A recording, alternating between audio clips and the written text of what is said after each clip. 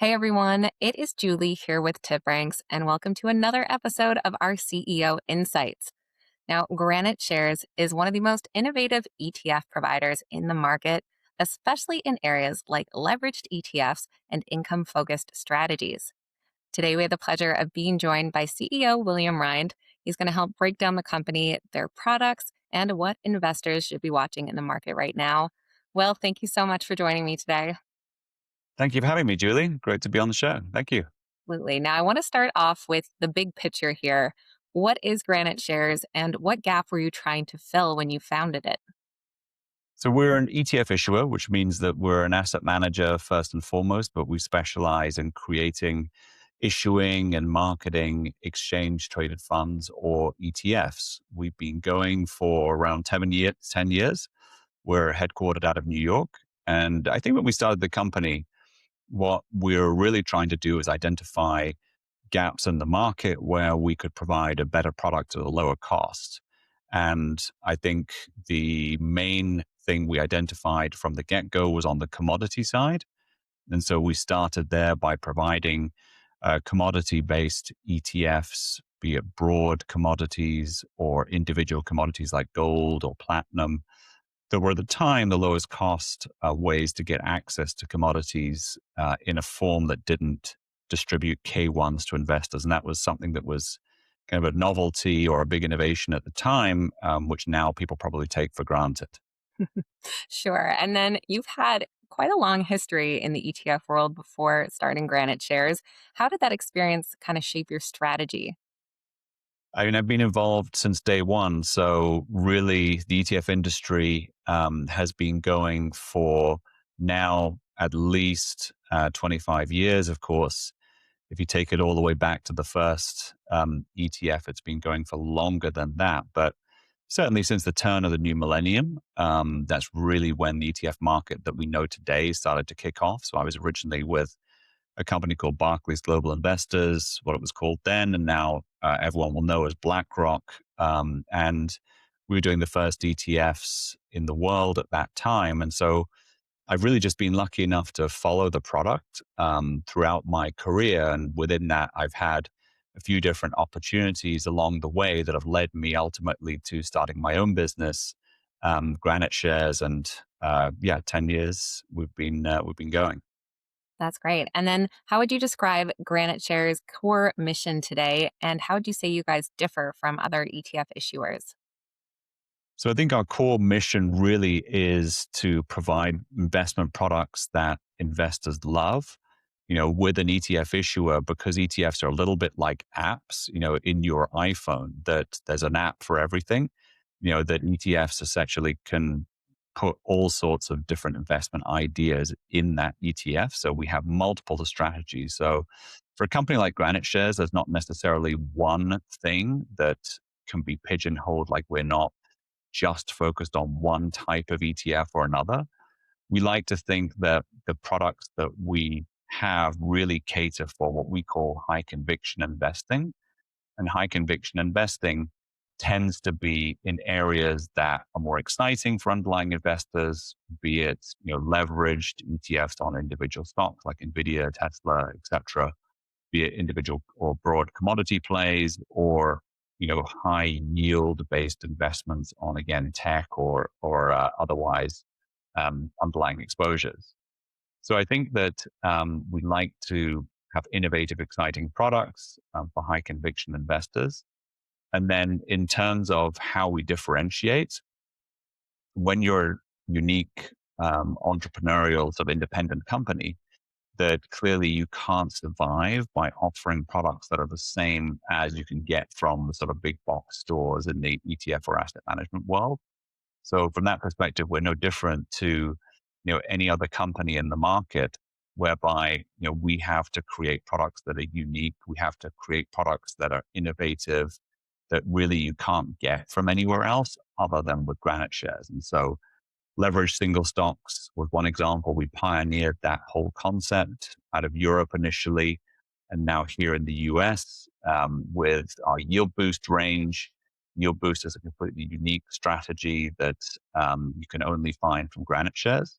And then some of our other exposures that we offer via our HIPs, our high income ETF is the only multi pass through security ETF in the market. So, I mean, it goes on, but we always have to offer something differentiated because when you're independent, you have to provide value to your investors. Great. And we are going to dive into some of those exciting and unique products here soon. But first, you guys have been a leader in those single stocks and leveraged ETFs. Why do you think there is such a demand for those kinds of tools right now?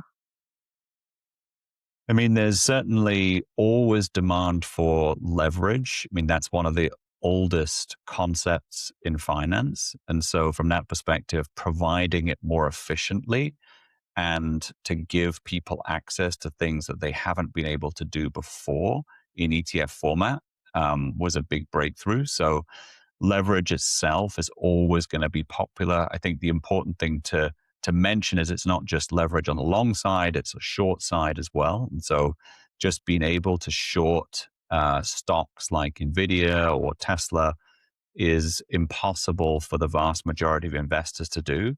And so, by bringing that in an ETF wrapper, that again, there's a big innovation on that front. So I think from a perspective of providing just the leverage itself, both on the long and the short side, that's interesting.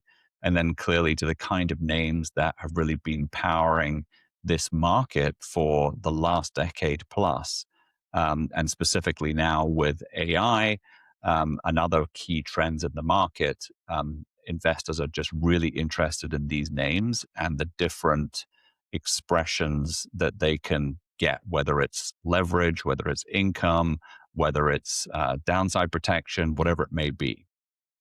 Now, for some of our viewers who might be a bit newer to the whole leverage strategy, in really simple terms, can you just explain how a leveraged ETF works? So all of ours are two times leveraged at the moment in the US market. And what that means is that on a daily basis, whatever that stock may be, whether it's Tesla with TSLR, if Tesla goes up by 3% in a day, then TSLR, which is the two times leverage version, will go up 6% in a day. So that's very simply how it works. And then the opposite is true if it's a two times short. So if the stock goes down by 3% in a day, the leveraged ETF will go up by 6% in the day. So that's just in simple terms how it works. You have two times leverage exposure on a daily basis to companies on the long side and on the short side. Now, I want to dive into some of your main product categories. And we are going to start off with some of these leveraged and single stock ETFs. And I know you talked a bit about like that access to leveraging, but when we look at those leveraged single stock ETFs, what is the biggest problem that they're solving for investors? Well, the biggest problem will be probably different depending on what investor you are and how you sort of perceive it. But I would say that, first and foremost, they solve a convenience problem that most people want to buy stocks in a brokerage account. And so, from that perspective, it's an easier way to get access than doing traditional margin loans. And I think that's where the second point of differentiation comes in, which is the, when people have a bad experience with leverage, typically that's because the broker's asking for margin and they get a margin call, which means they have to close out their position or shut down their position. Or in the worst case scenario, they end up owing the broker money. With ETFs, they solve the margin problem. So leveraged ETFs from Granite Shares don't have margin, which means that you can just buy them, hold them in your investment account, and you don't get charged a margin from the broker. So that's a big selling point for a lot of investors.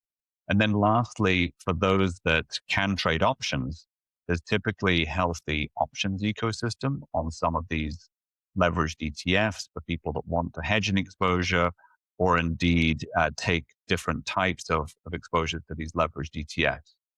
And I think lastly, the thing that, speaking of options, differentiates from options themselves is the ETF market and stocks generally are moving more towards a 24-hour trading environment. So with leveraged ETFs, you can trade those in the pre-market, you can trade those in the post-market. You can't do that with options. And increasingly, as we move towards an exchange environment, which is getting closer to 24 hours a day, that improves the access point for investors to be able to trade based upon real-time events and news, beyond just the standard market hours that people have perhaps become used to. That's great. And then when we talk about these kind of products, would you say they're better suited to short term traders or long term investors or sort of both? Well, first and foremost, they're trading products. So, trading products, by definition, a trade or trading is more short term. It's not necessarily long term. So, I think from that perspective, definitely anything regarding leverage is more suitable to short term or shorter term trading strategies. And indeed, in these kind of markets, you see huge volumes on our platform because stock prices and markets are changing on a day-to-day basis, and this is one of the environments I think that where these products shine most is where people can take advantage of these short-term moves and don't have to sort of sit back and look at the volatility. Then I want to move over to some of your commodity ETFs there. So you guys do offer products like gold and different commodity ETFs. How do these fit into an investor's portfolio? Well, gold's been around for thousands of years, and so arguably it's been part of an investor's portfolio since the beginning of time.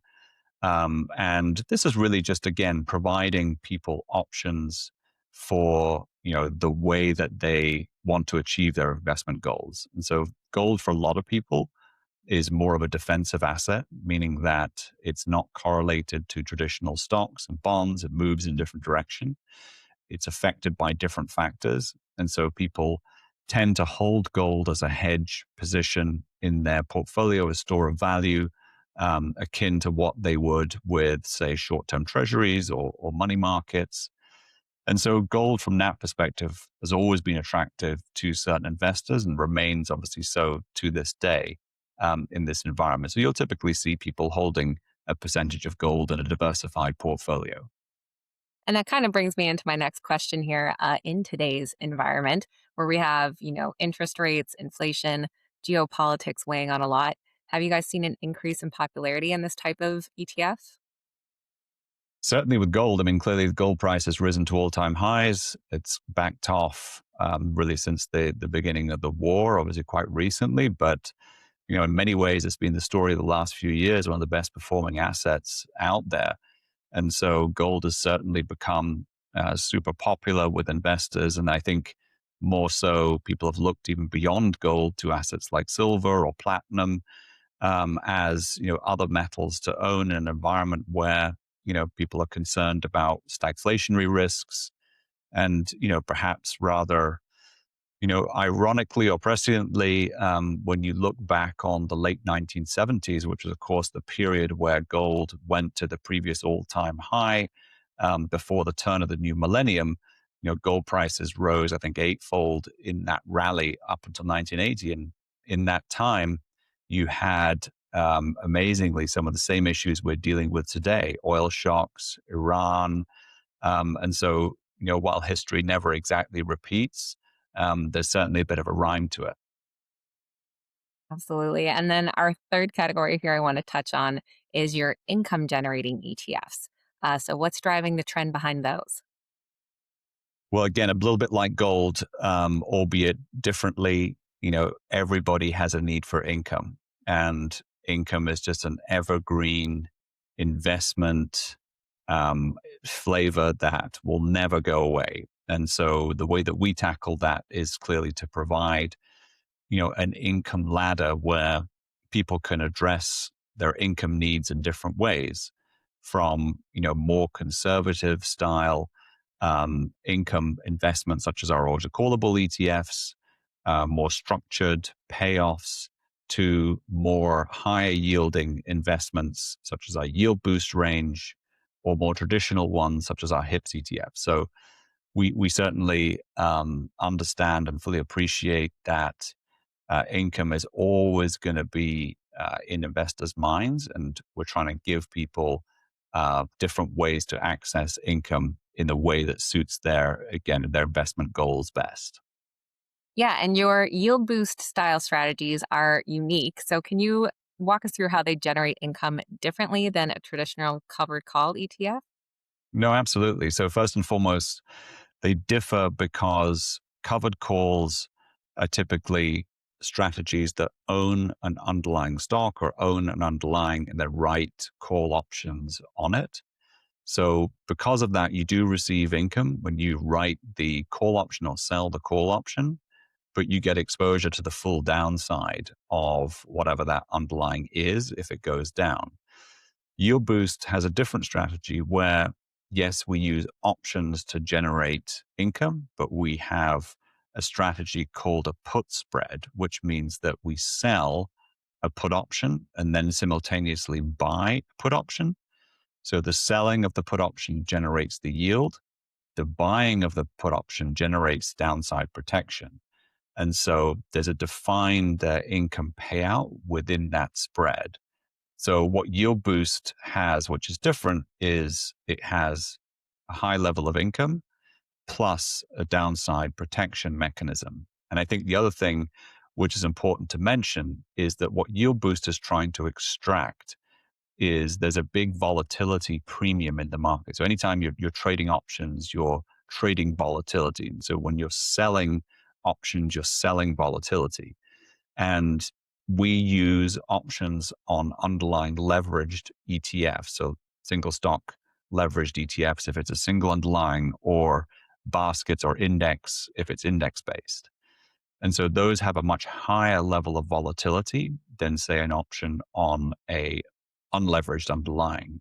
So we're able to harvest or extract a much higher premium from that. And so the yield boost proposition is to extract as much income premium as we can, distribute that to investors while still preserving as much downside as possible within that tolerance or that spread that is executed on a weekly basis.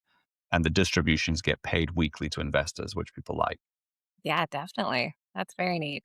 Some of that kind of brings me to my next topic here. When we talk about volatility, some of the products you guys have obviously offer a lot of upside, but that can come with some higher risk and stuff. So, how should investors think about that trade off? Well, I think if you're talking about yield boost specifically, then the yield boost proposition and the put spread proposition is not about upside. That's about harvesting this volatility in the market. So the upside, if you want to call it that, is the income that you receive or the total return.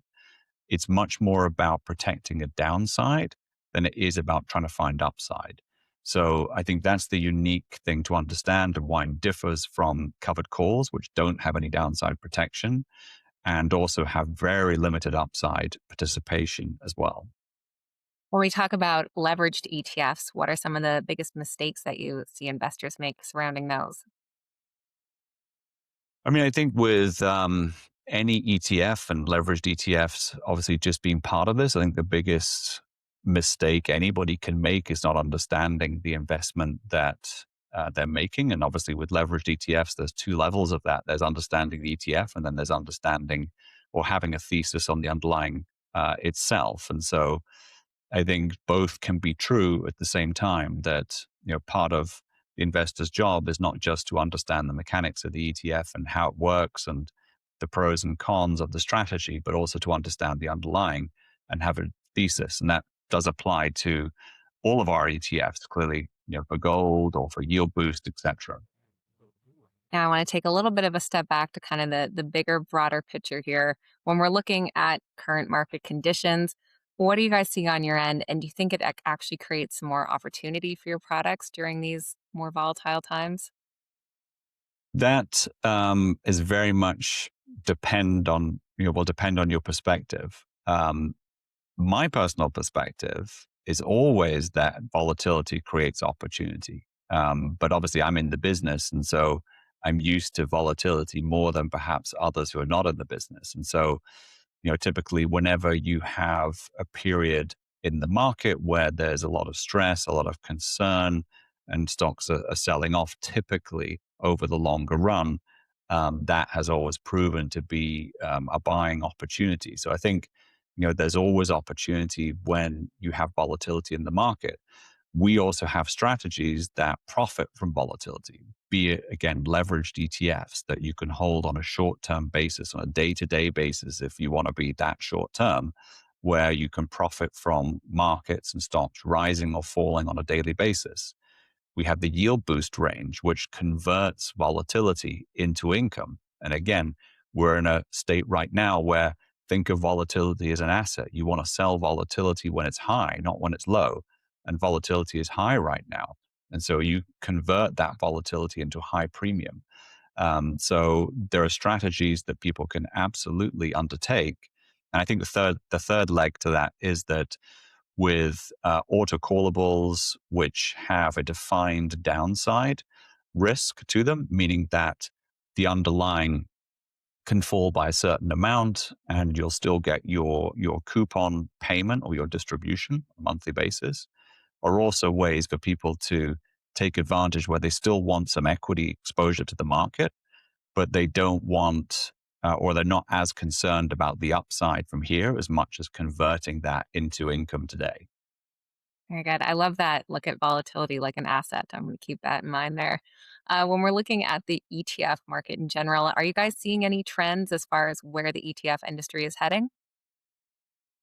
Certainly. I mean, there's been a huge amount of innovation in the space, and there's always ongoing innovation. I think, broadly speaking, we see a lot of innovation on the options income side. People are really interested in that because it's a new type of income, broadly speaking, that investors haven't had access to before in the range and depth of products that they have today. We have asset classes that, again, are still in the relatively early stage of development, such as cryptocurrencies. Prediction markets is a new thing that a lot of investors, including ourselves, are focused on.